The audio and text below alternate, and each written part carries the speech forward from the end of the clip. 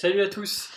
Donc aujourd'hui on va parler du dernier épisode sur les templates, donc la base de la gestion des templates dans Angular. Donc aujourd'hui j'ai hésité à mettre cet épisode en fait maintenant, mais on va quand même en parler parce que c'est quand même super pratique et super intéressant. Donc il suffit en fait des variables dièse. Je les appelle variables dièse, je sais pas si c'est le vrai nom. Enfin bref, c'est pas grave. Donc les variables dièse, donc on définit directement dans les balises. Donc on va voir tout de suite à quoi ça sert et en quoi c'est super intéressant. Donc comme d'habitude, on se retrouve directement pour un exemple concret et une application directe avec justement un exemple très très simple pour illustrer tout ça. Donc par exemple, je définis un input, tout ce qui est plus normal. Hop, oups, hop, voilà. Donc là j'ai mon input. Et là, ce qu'on va faire, c'est qu'on va ajouter une variable dièse. Donc qu'est-ce que c'est qu'une variable dièse? Eh ben, on va voir tout de suite en fait à quoi ça sert. Donc là, on définit une variable dièse qu'on appelle myInput par exemple. Voilà. Donc là, on a défini une variable dièse sur notre input text. À quoi ça sert? En fait, ça sert à donner une variable donc, sur un élément du DOM. Donc là, un input. Donc, ce qu'on ferait par exemple avec JavaScript ou jQuery, on devra récupérer l'objet avec des fonctions getElementById, etc. pour récupérer en fonction de l'ID de la classe de je ne sais pas trop quoi. Et bien là, on définit directement une variable en fait, et on va pouvoir accéder à notre élément du DOM directement via cette variable. Donc là, voilà. Donc là, j'ai fait une interpolation avec myInput, donc la variable qu'on vient de définir. Et qu'est-ce qu'il me dit à droite? Il me dit que c'est un objet HTML input element.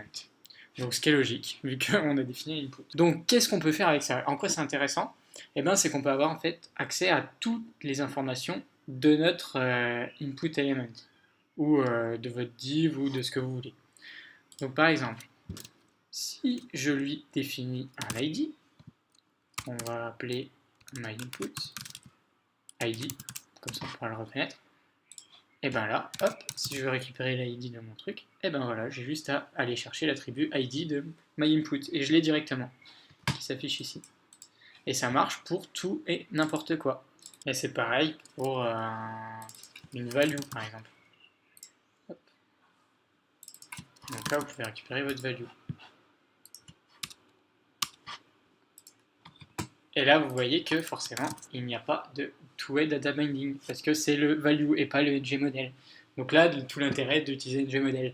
Mais bon, c'est juste pour l'exemple en fait qu'on peut utiliser plein de propriétés de votre HTML element et qu'on peut les récupérer, qu'on peut en faire exactement ce qu'on en veut, les modifier dans notre composant, enfin, on fait ce qu'on veut. Et ça nous évite de passer par des méthodes super chiantes de JavaScript ou de jQuery qui sont totalement déconseillées d'utiliser dans votre myComponent component TypeScript, donc dans le fichier TypeScript. C'est totalement déconseillé de faire des trucs du style, on se met là, et de faire des trucs du style document.getElementById, ça vous pouvez oublier, quoi. Enfin, vous pouvez le faire, mais franchement, moi je vous le déconseille à fond. Ou d'utiliser du jQuery et vous embêter à aller chercher, des éléments comme ça. Enfin, vous allez vous casser la tête. En plus, il va falloir intégrer jQuery dans votre solution Angular. Enfin, ça va être horrible. Vous allez vous mélanger les pinceaux. Enfin, après, c'est un bordel pas possible. Donc moi, je vous le déconseille fortement. Puis d'ailleurs, je crois que dans la doc, en tout cas à l'époque, je me rappelle que dans Angular 1, la première ligne en rouge, c'était ne surtout pas modifier le DOM via des méthodes de jQuery, etc. Donc c'était assez marrant. Sur la doc officielle, ils avaient mis ça. Enfin bref, c'était pour la petite anecdote. Voilà, donc maintenant vous savez comment récupérer un élément du DOM super facilement. Voilà, c'était le dernier épisode sur la gestion des templates. Donc vraiment les templates, tout ce qu'il y a de plus basique.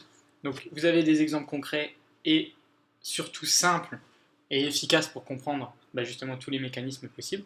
Donc vous savez binder des propriétés, binder des événements, utiliser le two-way data mining via ngModel. Vous savez aussi donc la variable dièse qui est super utile pour les modifications de DOM, récupérer des éléments du DOM. Et bien sûr les interpolations et les expressions aussi qu'on a vu.